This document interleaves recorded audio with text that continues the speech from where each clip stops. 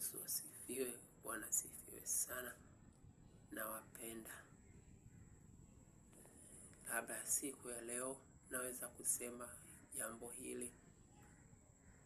Hizi ni nyakati za mwisho. Mengi yalitabiriwa kwamba patatokea manabii wa uongo. Wengine watakuja kupotosha ujumbe wa neno la Mungu. Na tayari wamekwisha kutokea. Na ikatabiriwa siku za mwisho upendo wa wengi utapoa. Utashangaa ndugu yako alikuwa anakupenda, lakini mali au kuna mambo yamesababisha asiwe tena na upendo kwako. Zikatabiriwa kwamba nyakati za mwisho maarifa yataongezeka. Ngoja nikwambie, nyakati tulizo nazo ni za hatari sana. Hizi ni nyakati za mwisho. Bwana Yesu yuko mbali.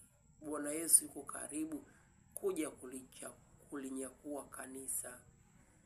Ndugu yangu, wewe unaendelea kufanya mauchafu hayo.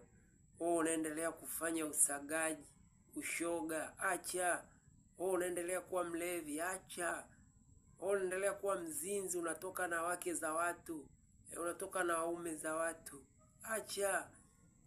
Hizi ni siku za mwisho, nyakati za hatari. Mengi yalitabiriwa. Vita vitatokea baina huku na kule, taifa na taifa.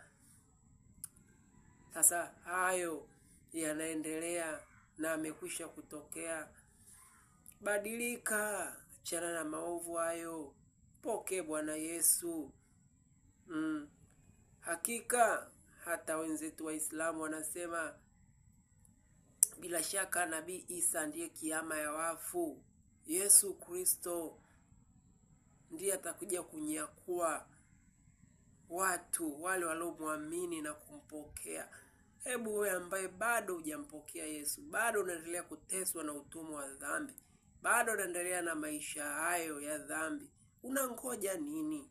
Bwana Yesu alikufa kwa ajili ya dhambi zako. Bwana Yesu aliteswa kwa ajili ya shida ulizo nazo. Ni mizigo ya namna gani ambayo umelemewa ndugu yangu? Mathayo 11:28-29 anasema, njoni kwangu ninyi nyote mnaosumbuka na kulemewa na mizigo mizito, na yatawapumzisha. Ni mizigo gani uliolemewa ndugu yangu? Je, ni mizigo gani ambayo umelemewa? Yesu atakupumzisha. Achana na hiyo mizigo. Hiyo ndio inakusababisha usisonge mbele. Hiyo ndio inakusababisha laana, umebeba laana nyingi. Na kurumia ndugu yangu, sikiliza hii sauti unayoisikia leo. Napanda mbegu njema neno la Mungu, ni abadilisha hayo maisha yako. Naamini kupitia Yesu Kristo ataenda kukubadilisha kwa maneno haya unayoyasikia siku ya leo. Sauti hii imekufikia wewe unayenisikia, na Mungu anakuhitaji. Mungu anakupenda. Mungu anataka badilishe mtazamo wako na maisha yako. Geuka sasa. Hebu badilisha mtazamo wako. Kama ulikuwa unataka kuendelea na hayo mambo, kama ulikuwa unataka kuendelea na dhambi, jua kwamba shetani lengo lake ni kukuharibu. Lengo lake ni kukuua. Ana jambo jema kwa mwanadamu. Siku zote lengo lake ni kukuangamiza. Unapoendelea kufanya mambo hayo, siku zote shetani anakupotosha na kukudanganya ili mwishowe aikamate roho yako akupeleke jehanamu. Sasa shtuka. Jua kwamba shetani ana mbinu mbaya kwa kushtuka, ubadilike. Uwe na mtazamo sasa wa kumwelekea Mungu na kusema, sasa hizi dhambi, haya mateso yamenitesa muda mrefu. Hizi dhambi, hizi shida, haya malaana, sasa ni mwisho. Sasa ni basi, naamua kubadilika na kumfuata Yesu. Na hakika na Yesu atakupokea. Maana anasema katika ile Yohana sura ya 3:20, nabisha hodi, mtu akisikia sauti yangu nitaingia na kufanya makao kwake. Badilika ndugu yangu. Maandiko anasema mwivi haji ila aibe na kuchinja na kuua. Mimi nilikuja kisha muwe na uzima, kisha muwe nao tele. anayesema mimi nilikuja. Yesu ndo alikuja ili wewe uwe na uzima kisha uwe nao tele.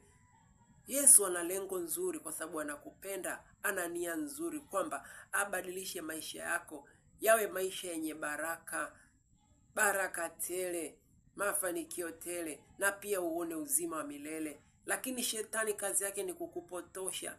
Leo hii unaweza ukaona mambo unayofanya ni sahihi, lakini angalia matokeo. Matokeo yake ni kwamba utakapoendelea na laana na mambo hayo na dhambi hizo unazozitenda, mwisho ni uharibifu, kwa sababu shetani lengo lake ni kuchinja, kuharibu na kuua. Hayo ndio malengo ya shetani. Hanaga jema hata siku moja. Nawapenda sana ninyi mnaonisikia. Amen. Sasa ni wakati wa kuchukua hatua. Badilisha mtazamo wako. Kama ulikuwa unaenda njia ambayo sio sahihi, sasa kwenda kwenye njia sahihi. Mkubali Bwana Yesu na atabadilisha maisha yako. Amena.